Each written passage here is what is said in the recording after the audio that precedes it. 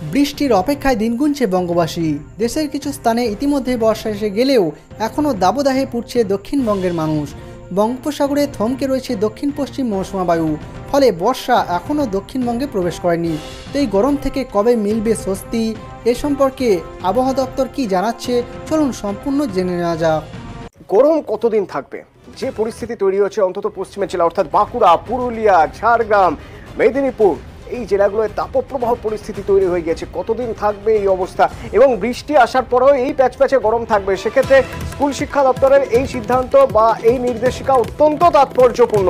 কিন্তু স্কুলের বাইরেও মানে যারা পড়ুয়া তারা ছাড়াও বাকিদেরও সারাদিন বিভিন্ন কাজে বেরোতে হয়, তাদেরও হাঁসফাঁস দশা, অস্বস্তি চরমে। কতদিন থাকবে এই পরিস্থিতি? হাওয়া অফিস কি বলছে? বিশ্বজিৎ প্রতিনিধি আমার সঙ্গে ফোনে রয়েছেন। বিশ্বজিৎ, দেখো, দক্ষিণবঙ্গে যে পরিস্থিতি তাতে এখনো নিশ্চিত করে আবহাওয়া দপ্তর বলতে পারছে না যে কবে বর্ষা আসবে। আর বর্ষা যখন না আসবে তখন ভারী বৃষ্টির সম্ভাবনা থাকছে না।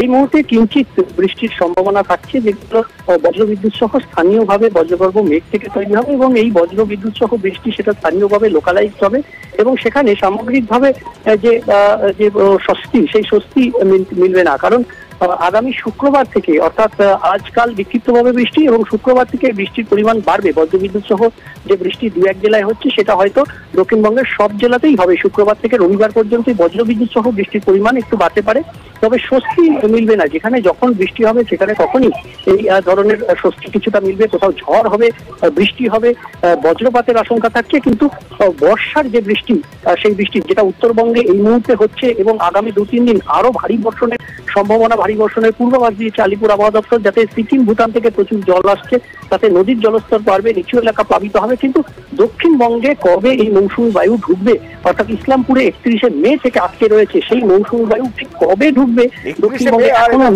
এখনো পর্যন্ত আবহাওয়া দপ্তর নিশ্চিত করে বলতে পারছেন না যে দক্ষিণবঙ্গে কবে বৃষ্টি ঢুকবে। যতদিন বৃষ্টি না ঢোকে ততদিন এই হাঁসফাঁস দশা, এই অস্বস্তি থাকবে, গরম বাড়বে। এরম পশ্চিমে পরিস্থিতি চরমে উঠবে, অর্থাৎ বাঁকুড়া, যেমন বলছিলাম আপনাদের, বাঁকুড়া, ঝাড়গ্রাম, পুরুলিয়া, মেদিনীপুরের ক্ষেত্রে গরম চরমে উঠবে। সমস্ত রকম গুরুত্বপূর্ণ শিক্ষণীয় খবরাখবর সবার আগে জানতে অবশ্যই আমাদের চ্যানেলটিকে সাবস্ক্রাইব করে রাখুন।